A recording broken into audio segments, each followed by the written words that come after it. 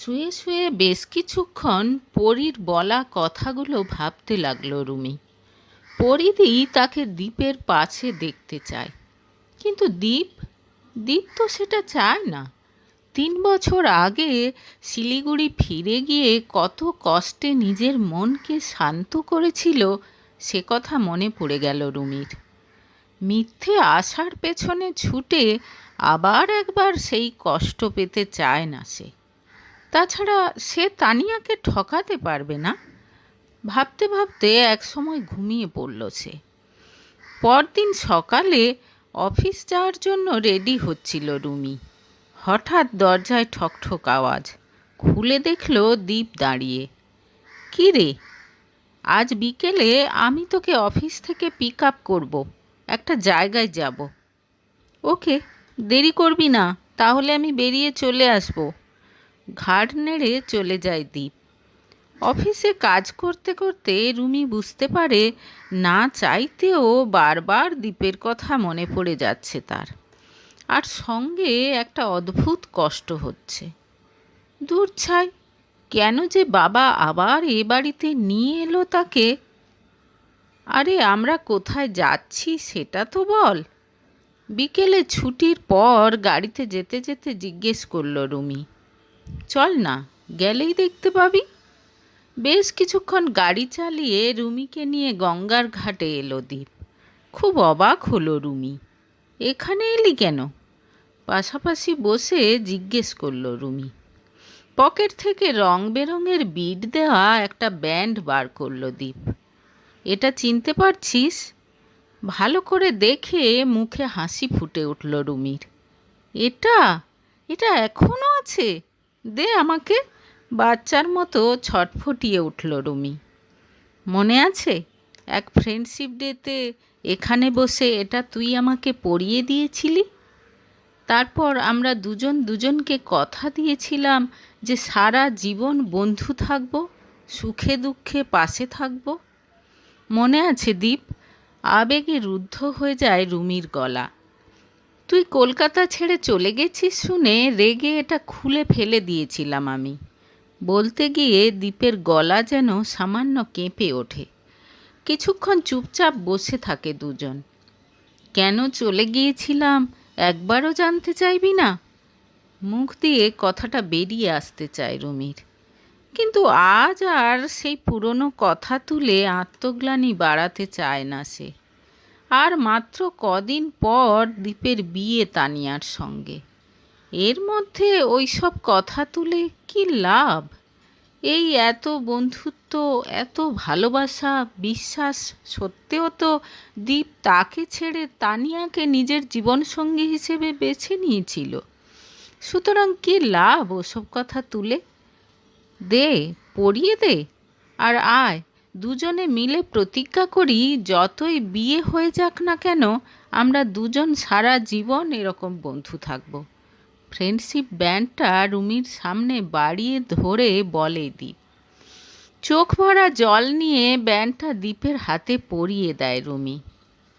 কাঁদছিস কেন পাগল? বলে রুমির কাঁধে হাত রেখে তাকে কাছে টেনে নেয় দীপ। অনেক বছর পর আবার দীপের কাঁধে মাথা রাখতে পেরে মনটা ভরে যায় রুমির। তোর যখন যা প্রয়োজন হবে জানবি, I am just a phone call away. আমাদের এই বন্ধুত্বের মধ্যে কাউকে কোনো দিন আসতে দেব না আমরা। আবেগ ভরা গলায় বলে দীপ। মনে মনে খুব খুশি হয় রুমি। আর যাই হোক, দীপ অন্তত তাদের বন্ধুত্বটাকে বাঁচিয়ে রাখতে চায়।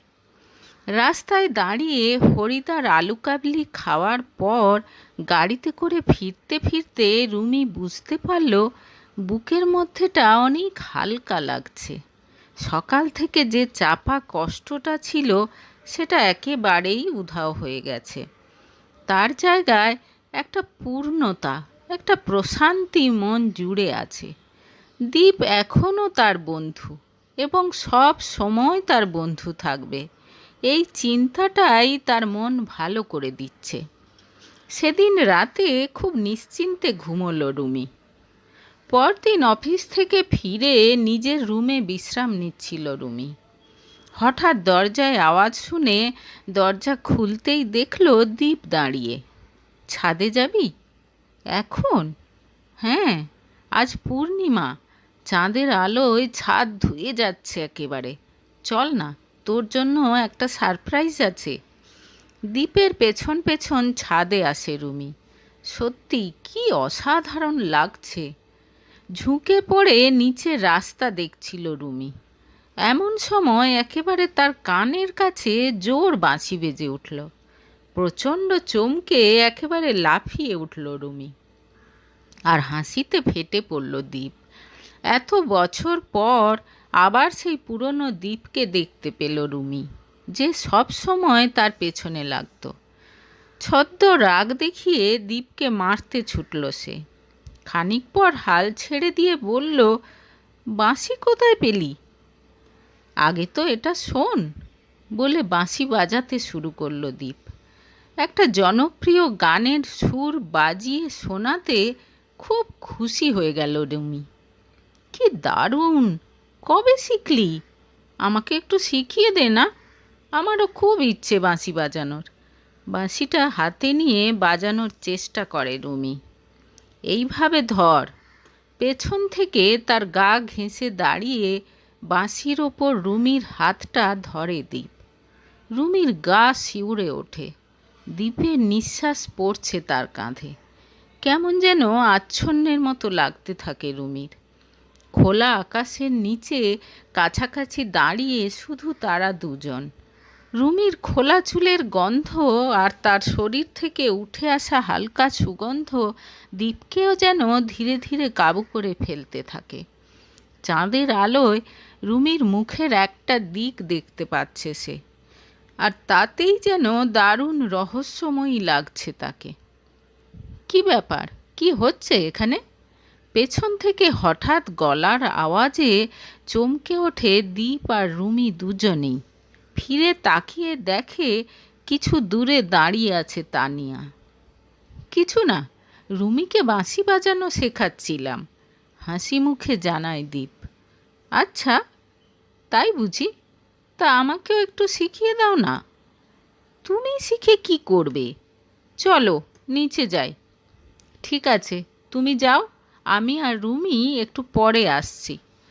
নিচে চলে যায় দীপ, আর সঙ্গে সঙ্গে তানিয়া যেন পারলে রুমির ওপর ঝাঁপিয়ে পড়ে। কি করছিলি তুই দীপের সঙ্গে? ছি ছি রুমি, তুই যে এরকম আমি ভাবতেই পারছি না। ভাগ্যিস ঠিক সময়ে এসে পড়েছিলাম। এরকম মানে কীরকম? খুব অবাক হয় রুমি। তুই দীপকে আমার থেকে কেড়ে নিতে চাইছিস, তাই না? ঝগড়ার ভঙ্গিতে বলে তানিয়া। না তানিয়া, তুই ভুল বুঝছিস আমাদের। থাক, আমাকে আর কিচ্ছু বোঝাতে হবে না। এতদিন পর আবার কেন ফিরে এসেছিস তুই আমাদের জীবনে অশান্তি করতে? এবার সত্যি খুব অবাক হয় রুমি। এ কোন তানিয়াকে দেখছে সে? সে কি করে রুমিকে এরকম বলতে পারে? পরিদির বলা কথাগুলো মনে পড়ে গেল রুমির। আর কখনো যদি দীপের সঙ্গে গা ঘেঁষাঘেঁষি করতে দেখেছি না তোকে, তাহলে আমার চেয়ে খারাপ কেউ হবে না। হিস হিস করে ওঠে তানিয়া। ভুলে যাস না, দীপ আমার বন্ধু, সেটাও তুই ওর জীবনে আসার আগে থেকে। বন্ধু? বন্ধুর চেয়ে বউ নিশ্চয়ই বেশি কাছের, তাই না? তুই ওইরকম করে কথা বলছিস কেন তানিয়া? আমরা দুজনেও তো বন্ধু ছিলাম, আহত গলায় বলে রুমি। আর ন্যাকামি করতে হবে না, নিচে চল, বলে রুমির হাত ধরে টেনে নিয়ে চলে আসে তানিয়া। রাতে শুয়ে শুয়ে একা একা কাঁদতে থাকে রুমি। তানিয়ার বলা কথাগুলো তাকে প্রচণ্ড আঘাত করেছে। পরিদিকে ফোন করে সব বলে সে। এবার বুঝেছিস তো? বলেছিলাম না, ডাইনি একটা, ও শুধু নিজেরটা বোঝে। আগডুম বাগডুম করে কি 2-4 পাতা প্রেমপত্র লিখে দিল, আর তাই দেখে আমার ভাই ওর প্রেমে হাবুডুবু খেতে শুরু করলো। রাগে ফুঁসে উঠে বলল পরি। মানে? হ্যাঁ রে, প্রেমপত্র। দীপ তো তাই বলে।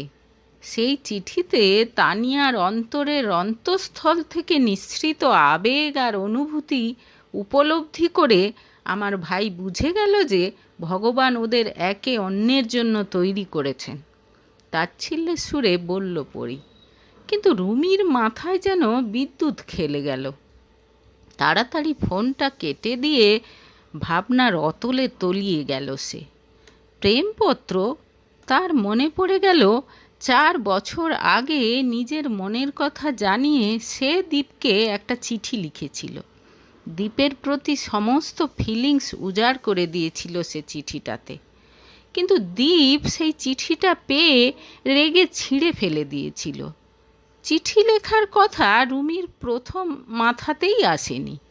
ছোটবেলার বন্ধুকে ভালোবেসে ফেলেছে এ কথা জানাতে খুব অস্বস্তি হচ্ছিল তার। কিন্তু বন্যার জলের মতো দুকুল ছাপিয়ে প্রেমের বান এসেছিল তখন রুমির মনে। এদিকে মনে ভয় ছিল, দীপ যদি কথাটা শুনে রেগে যায়, যদি তার সঙ্গে বন্ধুত্ব ছিন্ন করে। খুব সংকোচ হচ্ছিল দীপকে সরাসরি কথাটা জানাতে। থাকতে না পেরে একদিন প্রিয় বন্ধু তানিয়াকে সব কিছু খুলে বলেছিল সে। রুমির বন্ধু হওয়ার সুবাদে দীপের সঙ্গেও মোটামুটি বন্ধুত্ব ছিল তানিয়ার। তুই কিচ্ছু চিন্তা করিস না, আমি তো আছি, তোর বেস্ট ফ্রেন্ড। আমি তোকে হেল্প করব। তুই তোর মনের কথা একটা চিঠিতে লিখে দে, তারপর দেখছি। যত পারবি আবেগ ঢেলে দিবি একেবারে। আমি আগে কথায় কথায় দীপের মনোভাব বোঝার চেষ্টা করব, তারপর সুযোগ বুঝে চিঠিটা ওর হাতে তুলে দেব। খুব উৎসাহ নিয়ে বলেছিল তানিয়া। বন্ধুকে বিশ্বাস করে সেটাই করেছিল রুমি। তবে চিঠি লিখতে গিয়ে তাকে কোনো মেকি আবেগ দেখাতে হয়নি। দীপকে সে তখন সত্যিই পাগলের মতো ভালোবাসে। কিন্তু দীপ সেই চিঠি পড়ে খুব রেগে গিয়েছিল। তানিয়াকে বেশ কিছু কথা শুনিয়ে দিয়েছিল। সে যে রুমিকে শুধু একটা ভালো বন্ধু হিসেবে ভাবে এটা জানিয়ে দিয়েছিল। বন্ধুত্বের লিমিট ক্রস করলে দীপ যে আর তার সঙ্গে বন্ধুত্ব রাখবে না সেটা জানিয়ে দিতেও ভোলেনি দীপ। তানিয়ার মুখে দীপের বলা কথাগুলো শুনে হৃদয় ভেঙে টুকরো টুকরো হয়ে গিয়েছিল রুমির। তার কিছুদিন পরই অন্য একটা বন্ধুর কাছে রুমি জানতে পেরেছিল যে তানিয়া আর দীপ প্রেম করছে। অবর্ণনীয় এক কষ্টে দুমড়ে মুচড়ে গিয়েছিল তার ভেতরটা। তার ছোটবেলার বন্ধু, তার ভালোবাসার মানুষ, তারই বেস্ট ফ্রেন্ডের সঙ্গে প্রেম করছে।